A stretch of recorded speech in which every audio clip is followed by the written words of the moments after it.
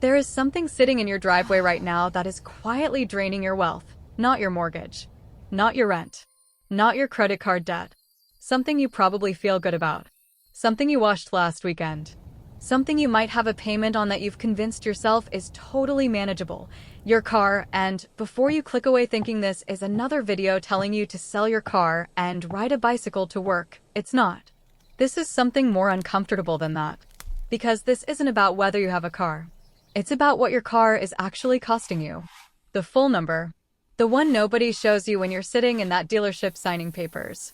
The one that, when you finally see it written out completely, makes most people go very quiet for a moment. My name is Astrid, and I look at the numbers behind the financial decisions most people make on emotion and justify with math afterward.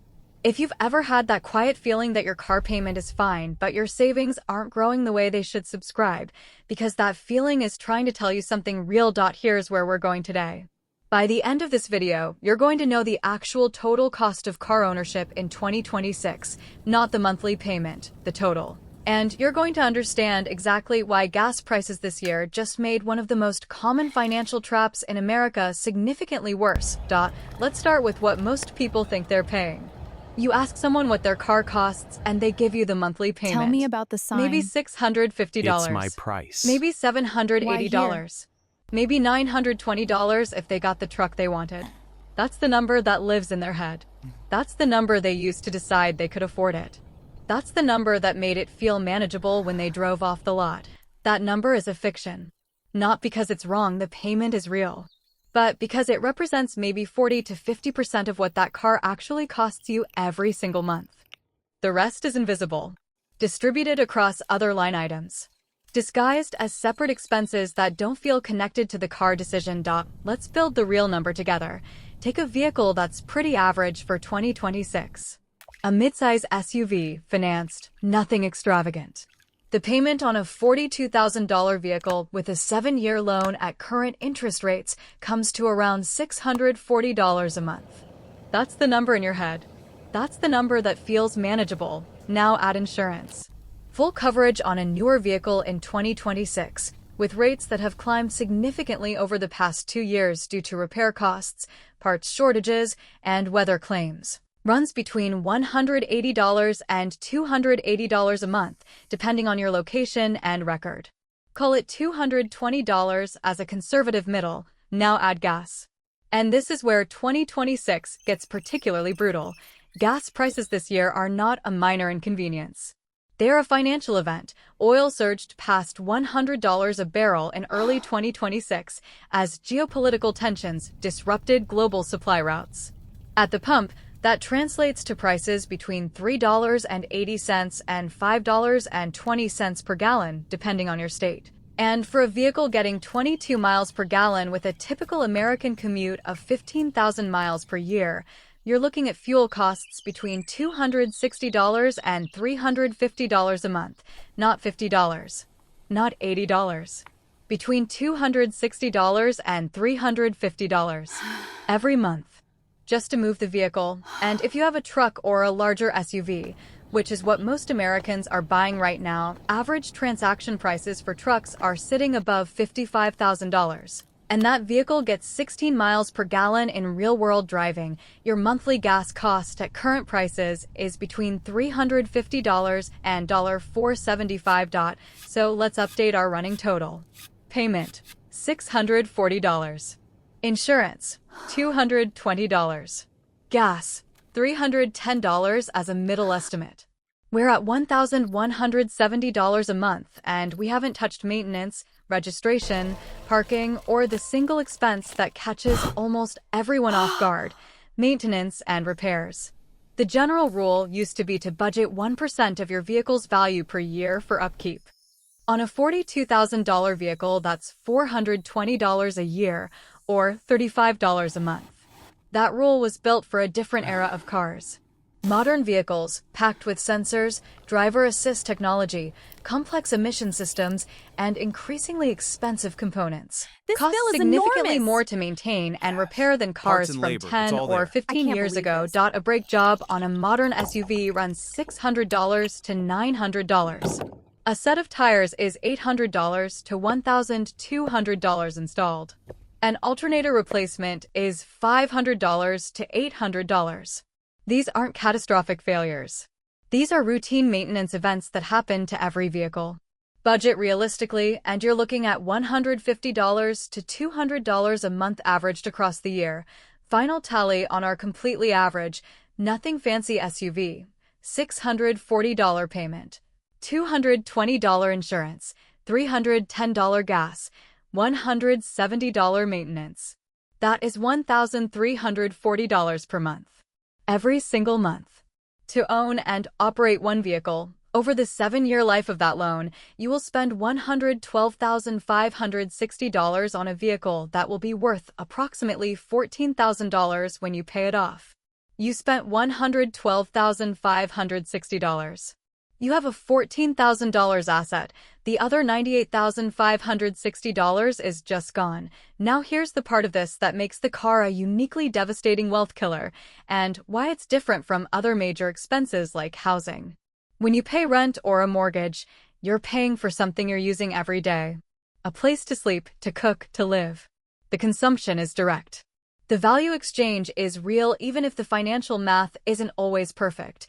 When you spend $112,560 on a car over 7 years, you are watching a machine depreciate in real time while you fund that depreciation out of your monthly cash flow. The moment you drove it off the lot, it lost roughly 15 to 20% of its value. By year 3, it's worth about 55 cents on the dollar. By year 7, it is worth a fraction of what you paid, and you have been funding that decline month by month, payment by payment, the entire time. It's not a purchase. It's a subscription to an asset that becomes worth less every single day you own it, and the financial industry has built an extraordinarily sophisticated system to make sure you keep subscribing. Loan terms got longer, from 4 years to 5 to 6 to 7, even 8 in some cases, specifically so the monthly payment number looks manageable while the total cost balloons. 84-month car loans are now common. That means people are making car payments for 7 years on a vehicle that will need significant repairs in years 5 and 6. While they're still paying for it, the dealership doesn't show you the 7-year total. They show you the monthly payment. Because the monthly payment feels like something you can handle. The 7-year total feels like something has gone very, very wrong. And in 2026, with gas prices running at their highest sustained levels in years and no meaningful relief in sight given the geopolitical situation driving oil prices, the monthly number just got worse. The $310 gas line item that was $180 18 months ago is adding $130 per month, $1,560 per year, to a total that was already quietly dismantling people's ability to save. Here is the thing that almost nobody talks about when they talk about car payments, and it might be the most important thing in this entire video. The car payment doesn't just cost you what you pay. It costs you what you would have built if you hadn't paid it. Opportunity cost. The money you spend on a depreciating asset is not just money you spent. It's money that will never compound, never grow, never work for you. It is permanently removed from the wealth-building equation the moment it goes toward a vehicle. If you took $640 a month, just the loan payment, not even the insurance and gas, and invested it in a straightforward index fund earning 8% annually, here's what that looks like over the same 7-year period you were making car payments. $82,000. You would have $82,000 in an account that continues to grow and compound for the rest of your life. Instead, you have a car worth $14,000. The difference between those two outcomes. $82,000 in a growing investment versus a $14,000 depreciating vehicle is $68,000 on one car over 7 years without doing anything complicated or risky. Just redirecting the payment. Now multiply that by the average American who buys 7 to 12 vehicles in their lifetime, almost all financed. Most with payments that escalate with each purchase because they're rolling negative equity from the previous vehicle into the new loan. The math on lifetime car payments, if you run it honestly, including opportunity cost, including interest, including the full operating costs, frequently exceeds $500,000 for a typical American household. $500,000. Over a lifetime. On transportation, that is not transportation money. That is retirement money. That is financial freedom money. And it's gone quietly monthly, one payment at a time, into vehicles that are worth a fraction of what was paid for them. So, what do you actually do with this? First, stop thinking about affordability in terms of monthly payment. That mental model was designed by lenders and dealers to make you say yes. The real question is never, can I handle $640 a month? The real question is, what is this vehicle going to cost me over the full ownership period? What will I have at the end of it? And what am I giving up to own it? If you can answer all three of those honestly and still feel good about the decision, make it. But most people have never been asked all three simultaneously. They've only ever been asked the first one, in a room specifically designed to make them answer yes. Second, gas prices in 2026 have made the vehicle type decision more financially consequential than it's been in years. The difference in monthly fuel costs between a vehicle getting 30 miles per gallon and one getting 16 is not trivial anymore. At current prices, it's $150 to $200 per month. That's $1,800 to $2,400 per year, purely in gas. The vehicle you choose right now, at this moment in fuel prices, has a bigger financial consequence than the same decision would have had 18 months ago.